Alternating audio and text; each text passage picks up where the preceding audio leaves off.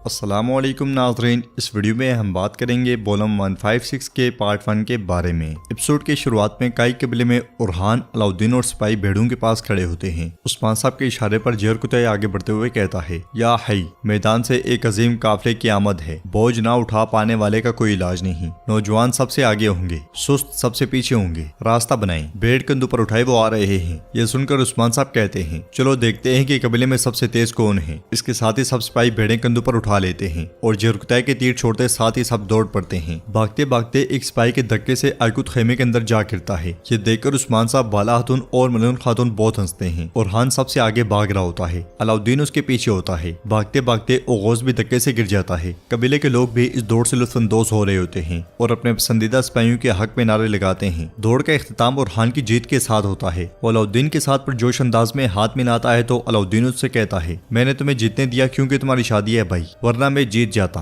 जवाब उरहान कहता है, हाँ बिल्कुल ऐसा ही है। इसके साथ ही सब सिपाही भी आपस में मिलते हैं और उस्मान साहब आगे बढ़कर लोगों से कहते हैं, ऐ लोगों, बहुत से ऊंट, बहुत सी भेड़ें और बहुत से बैल कुर्बान किए जाएंगे। अब हमारे तमाम शहरों में यह खबर फैला दो। 40 दिन और 40 रातें खाना तकसीम किया जाएगा। यह सुनकर लोग खुश होकर उस्मान साहब को दुआएं देते हुए कहते हैं, अल्लाह आपसे राजी हो हुजूर, अल्लाह आपसे राजी हो। जवाब उस्मान साहब कहते हैं, अल्लाह आपसे भी राजी हो। फिर उस्मान साहब अलाउद्दीन की जानिब बढ़ते हुए कहते हैं, क्या हुआ अलाउद्दीन, तुम खामोश क्यों खड़े हो? फिक्र ना करो, हम जल्द ही तुम्हारी शादी का भी एहतमाम करेंगे। हम तुम्हारे लिए गोंचा का हाथ मांगेंगे बेटा, तब तुम अपने भाई को इस दौड़ में शिकस्त दोगे। तो अलाउद्दीन कहता है, इंशाअल्लाह हुजूर, अल्लाह हमें वो दिन जरूर दिखाएगा। यह सुनकर उस्मान साहब कहते हैं, अगर ये फितना फैलाने वाले और फसाद फैलाने वाले हमें नहीं रोकते तो हम अल्लाह के हुक्म से वो दिन भी देखेंगे। नाज़रीन, इसके बाद हम देखते हैं कि सरदार याकूब एक तवील अरसे के बाद सरदी बाजार में दाखिल होता है। लोग उसका निहायत पुरजोश अंदाज में इस्तकबाल करते हैं। सरदार याकूब भी सीने पर हाथ रखकर लोगों का शुक्रिया अदा करता है। महमद आगे बढ़कर सरदार याकूब के हाथ का बोसा लेता है और कहता है, खुश आमदीद बाबा। फिर पूछता है, क्या मेरी माँ नहीं आई? तो सरदार याकूब कहता है, तुम जानते हो कि हमने ये जगह किस हालत में छोड़ी थी महमद। वो वापस आकर उस्मान की खवातीन को नहीं देखना चाहती, वो जहेज से नोप ले जाएंगे। अब तुम मुझे बताओ, कहाँ है वो तुम्हारी गद्दार बहन? जवाबन महमद कहता है, मैंने उसे कैद में डाला हुआ है बाबा, ताकि वो गलती से भी भागने की कोशिश ना करे। यह सुनकर सरदार याकूब गुस्से में गोंचा को पुकारता है और आगे बढ़ जाता है। जिंदान में गोंचा आईने की जानिब देखते हुए कहती है, मेरे अलाउद्दीन, मैंने इस मोहब्बत के लिए सब कुछ खतरे में डाल दिया है। मैं अपना वादा निभाऊंगी, क्या तुम भी अपना वादा निभाओगे? आईने में उसे अलाउद्दीन का अक्स नजर आता है तो वो एकदम से खड़ी हो जाती है, मगर वहाँ अलाउद्दीन नहीं होता। ये देखकर वो बहुत परेशान हो जाती है, इसलिए मैं फितनत आकर जिंदान खोलती है तो पीछे पीछे सरदार याकूब वहाँ पे आता है। सरदार याकूब को देखकर गोंचा बहुत खुश होती है और कहती है, बाबा अल्लाह का शुक्र है कि आप आ गए हैं। मगर सरदार याकूब आगे बढ़कर उसे झड़क देता है और आईने उसे लेते हुए कहता है, तुम होती कौन हो मेरे हुक्म को नजरअंदाज करने वाली और अपनी मनमानी करने वाली? गोंचा, क्या तुम वही हो जिसे मैंने पाला है? ये कहते साथ ही सरदार याकूब आईना फेंक कर उसे टुकड़े टुकड़े कर देता है और मजीद कहता है, जब मैं रियासत की भलाई के लिए जद्दोजहद कर रहा था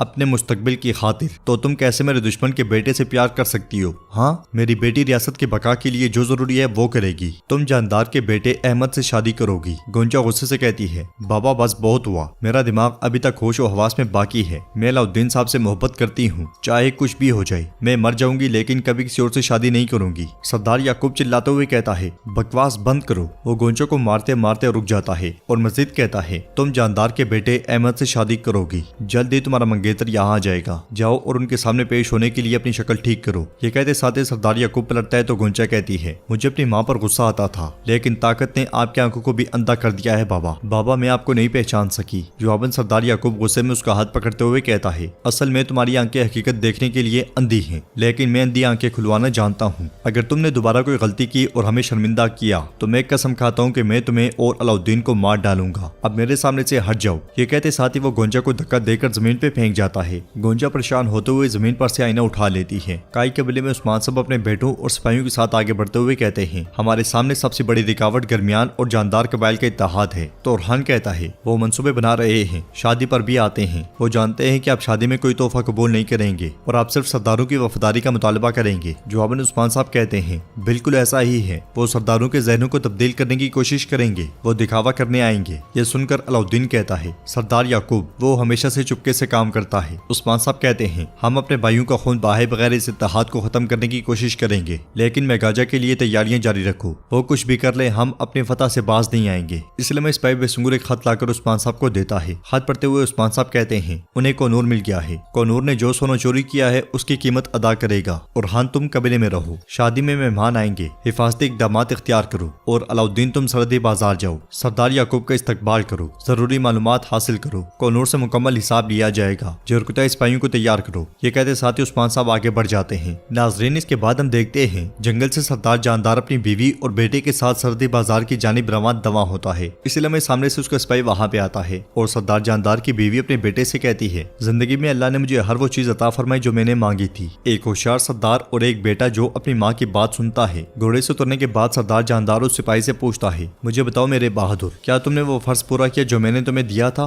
तो सिपाही कहता है, मैंने उस्मान साहब के सिपाही कोनूर साहब को ढूंढ लिया है। सरदार जानदार खुश होते हुए कहता है, शाबाश मेरे शेर शाबाश, सरहदों पर कोनूर मेरी हाकमियत की चाबी की मानिंद होगा, पहले मैं उसे अपनी मुट्ठी में ले लूंगा। सरदार जानदार की बातें सुनते हुए उसकी बीवी अपने बेटे से कहती है, देखो इन जमीनों में आपके वालिद की मनसूबाबंदी इक़्तिदार संभालने से पहले ही जारी है। तो अहमद कहता है, मैं आपकी बात सुनता हूँ और उन बातों को नजरअंदाज करता हूँ जो मैंने गोंचा खातून और अलाउद्दीन के बारे में सुनी है। जवाबन उसकी माँ गुस्से से कहती है, तुम अब भी उसे ऐसे देख रहे हो जैसे ये तुम्हारा फर्ज है। गोंचा तुम्हारी होने वाली बीवी है, उसकी इज्जत अब तुम्हारी इज्जत है। यह सुनकर अहमद कहता है, अगर अलाउद्दीन हद पार करता है तो मैं रहम नहीं करूंगा। सरदार जानदार भी फिर से घोड़े पर सवार हो जाता है और कहता है, हमारी परेशानी सिर्फ जानदार कबीले का मुस्तकबिल है, इस शादी के बाद हम पहले से भी ज्यादा मजबूत हो जाएंगे। तो अहमद कहता है, मैं जानता हूँ बाबा, मैं जानता हूँ। यह सुनकर सरदार जानदार कहता है, तुम जानते हो, लेकिन यह भी तुम्हें मालूम होना चाहिए तुम्हारे बाबा तमाम एहतियाती तदबीर इख्तियार करेंगे और तमाम चालों की मनसूबाबंदी करेंगे, लेकिन अगर तुम समझौता करोगे तो हम सब हार जाएंगे। अगर ये शादी ना हुई तो ना दरमियान रहेगा और ना जानदार, और हम सब के सब उस्मान के ताबे होंगे। तो अब हम सबको अपना फर्ज अदा करना है, आप लोग सरहदी बाजार पहुंच जाएं। याकूब साहब का दिमाग और गोंचा खातून का दिल खुश करने की कोशिश करेंगे और मैं इस मसले से निपटने के बाद आपसे आ मिलूंगा। ये कहते साथ ही वो सब आगे बढ़ते हैं। दूसरी जानिब उस्मान साहब सिपाहियों के साथ कोनूर के ठिकाने के पास गात लगाए बैठे होते हैं। वहाँ पे सिपाहियों को देखकर जरकुताई पूछता है, हुजूर ये कौन है? मैंने इन्हें पहले कभी नहीं देखा। जवाबन उस्मान साहब कहते हैं, ये सल्जूकी सिपाही हैं जिन्हें रियासत ने तर्क कर दिया है, गद्दार, ये यहाँ काफिलों को लूटते हैं, सोना चोरी करते हैं, सिपाहियों हमला करो। उस्मान साहब के ये कहते साथ ही सिपाही तलवारें लेकर गद्दारों पर चढ़ दौड़ते हैं। इस मंजर को देखते साथ ही कोनूर एकदम से उठ जाता है और कहता है, हमला हुआ है। सबके सामने आते साथ ही उस्मान साहब भी जरकुताई के साथ आगे बढ़ते हैं। इस लम्हे उनका सामना कोनूर से होता है, जिसे देखकर उस्मान साहब गुस्से से कहते हैं, कोनूर हिसाब देने का वक्त आ गया है। यह सुनकर कोनूर का साथी उससे कहता है, कोनूर भागो यहाँ से, उस्मान साहब अगर तुम्हें पकड़ेंगे तो मार डालेंगे। ये कहते साथ वो आगे बढ़ते हुए उस्मान साहब से कहता है, कोनूर साहब तक पहुंचने के लिए तुम्हें पहले मुझे कुचलना पड़ेगा। ये कहते साथ वो सिपाहियों के साथ उस्मान साहब पर हमला कर देता है। उस्मान साहब भी सिपाहियों के साथ उन्हें काटना शुरू कर देते हैं। आइकुद सरबराह के साथ लड़ते हुए उसे दरख्त के साथ दे मारता है। वो जमीन पर गिरकर बिल्कुल बेहोश हो जाता है।